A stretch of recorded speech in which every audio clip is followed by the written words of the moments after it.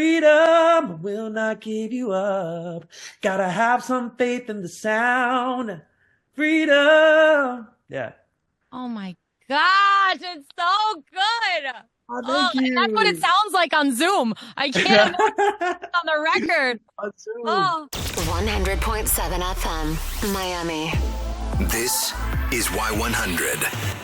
Miami's #1 hit music station, Y100.7. I'm La Gringa K. Marie. We've got David Archuleta in the house. We're going to talk about so much. We're going to talk about his transition from the Mormon community. Also, his new song. It's a cover of George Michael's Freedom. It's amazing. Also, I asked him if he would ever work with a Latin artist, and you're not going to guess who he wants to work with. And did you know he's from Hialeah? He's from the 305. Welcome, David. They call me La Gringa K. Marie. It's a long story behind that. We don't even have to get into it. Really? You've got me interested though now. I'm intrigued. I'm just a white girl from Minnesota that moved to Miami. I love Oh my I speak gosh. Spanish, and so they gave me this name, La Gringa K. Marie, even though I'm not Latina. So Oh, that's a great. We love yeah. our gringas. Yes, it's amazing. How are you? Tell me, what are you up to right now? You How know, have you I'm originally a Miami boy. I was born there. Shut up. Where? Yeah, What's North Miami. No way. What area? Yeah.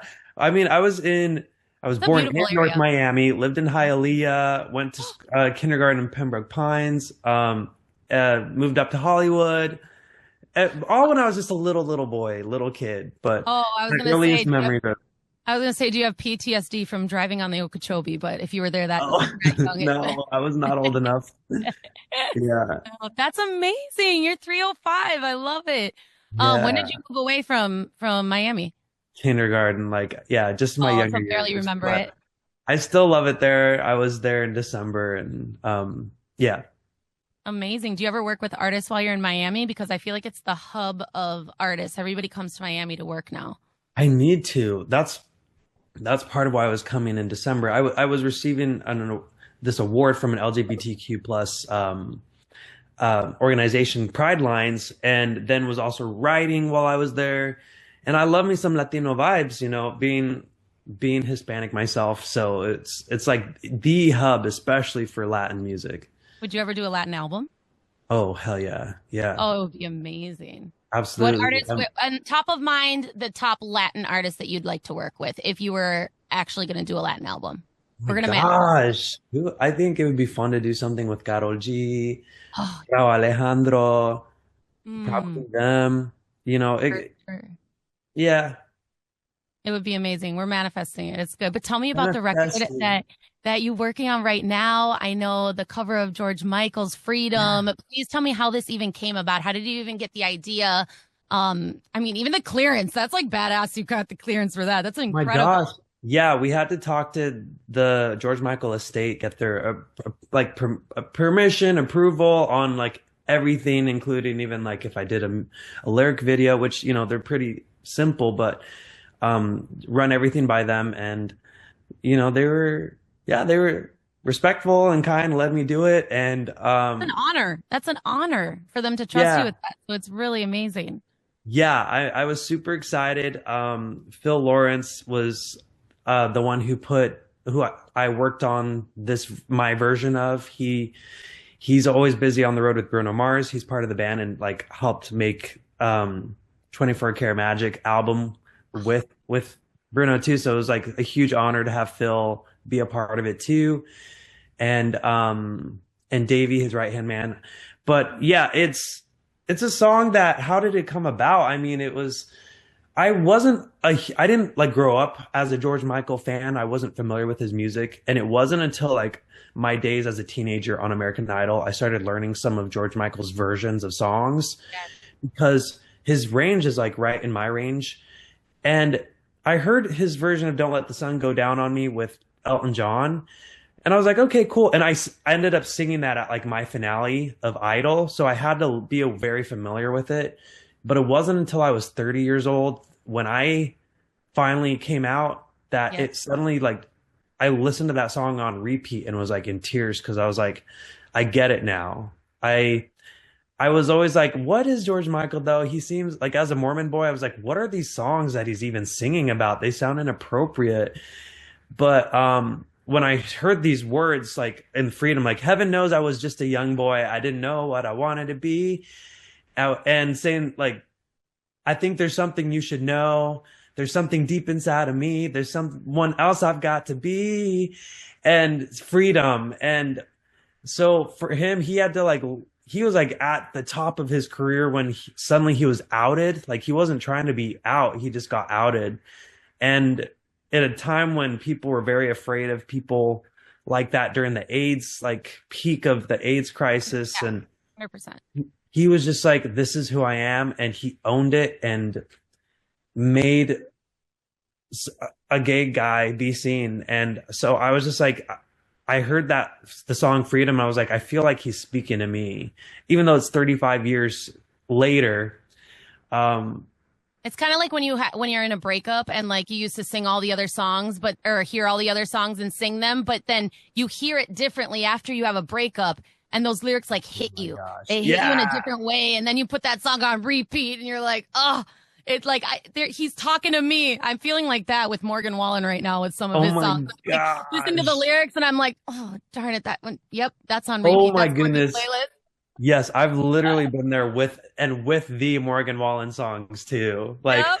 I was like, oh, this is nice. It's catchy. His voice is texture, cool.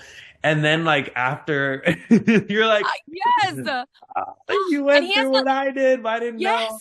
And he has a similar beginning too, starting on a singing show, and then The achieving voice. so much. It's incredible. I mean, tell me about what's the difference between the David Archuleta from, American Idol to now? How do you feel like you've evolved? How has your music evolved? And what can we expect?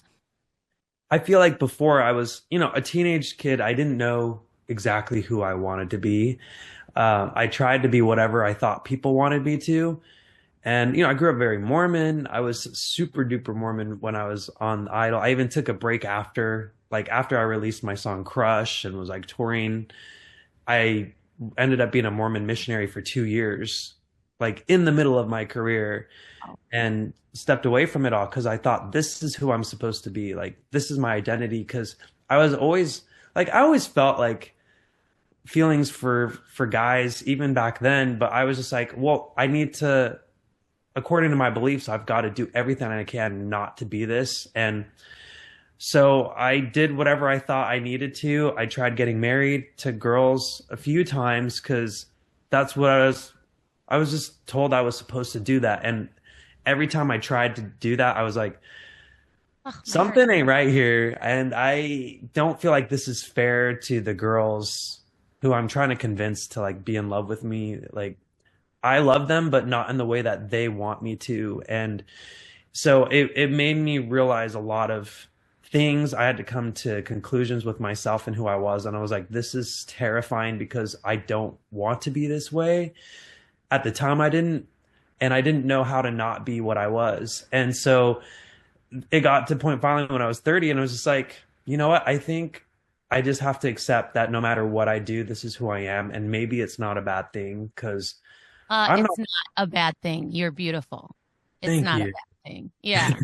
I always feel like you have to speak the words that you want. You are beautiful. You are exactly who you're supposed to be right now.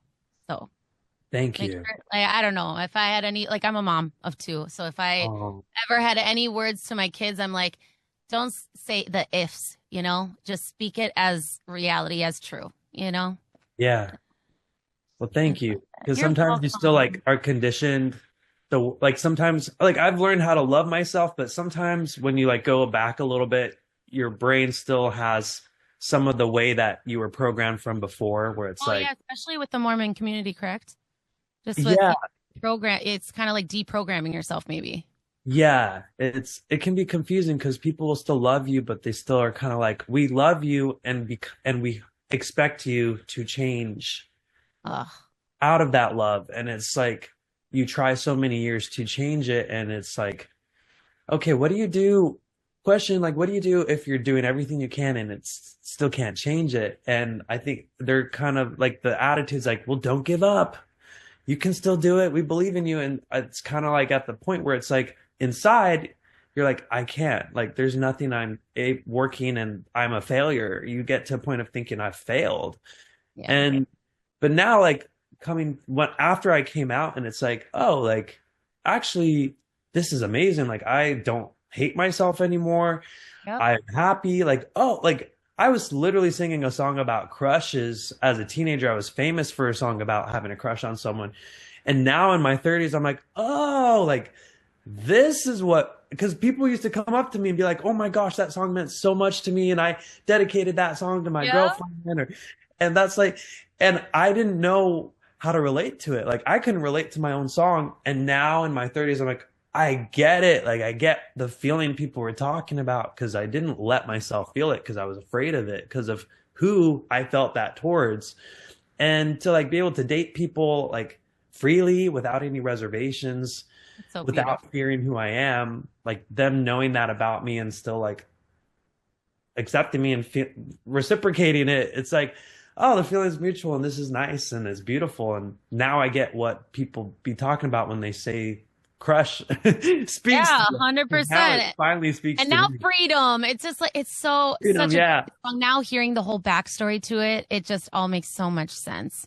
And what an honor for you to be able to do the cover of that and make it your own. And yes, 100%. Oh, I'm so excited. You can't give me a little bit of it. Just like, I know artists probably hate it when people ask, oh, sing on cue. No, I'd love it if I just hear like a little bit.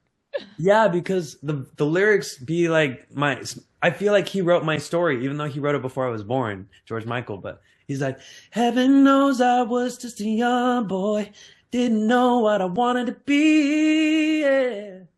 I was every little hungry schoolgirl's pride and joy, and I guess it was enough for me to win the race, a prettier face, a brand new clothes, and a big fat place on the rock and roll TV.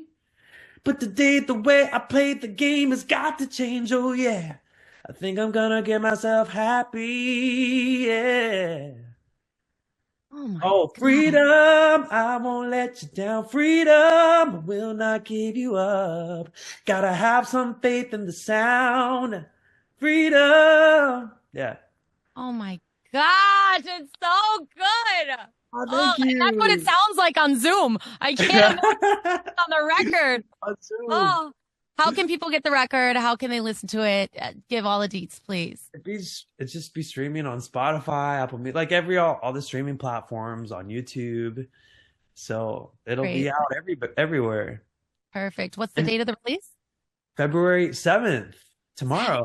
Oh my gosh, tomorrow. It's amazing. Tomorrow. Okay, exactly. Okay, amazing. And a last question. I know this is super random, totally off topic, but how do you feel about Jelly Roll being one of the artists that's going to be on American Idol? As he's not going to be a judge, he's going to be kind of like a sit-in advice. Mentor? Yeah, mentor. Yeah. Oh my gosh, I did not know that Jelly Roll was going to, but he's great. He's had such a journey as well. So I feel like he'll be able to empathize with the journey and the dream and the struggle that musicians have to try and be seen and share what they have to offer. So I think he'll kill it. Amazing. Well, David, I appreciate everything. And thanks for being so open. That's honestly, and so warm. Not all interviews are like this, by the way.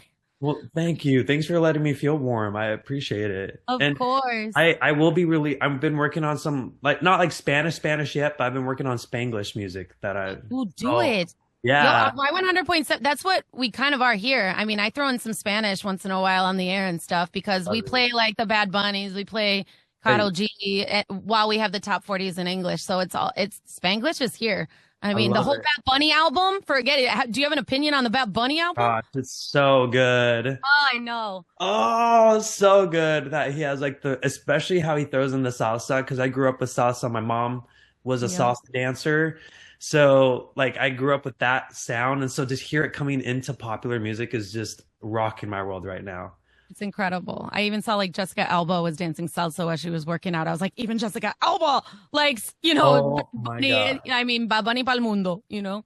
Ay, ándale pues. Yeah. Well, thank you so much for the interview. I appreciate you, and good luck on this radio tour and with the single. Thank you. So nice to talk to you, Camry. Same here. Take care. Adios. Ciao. Bye. Ciao.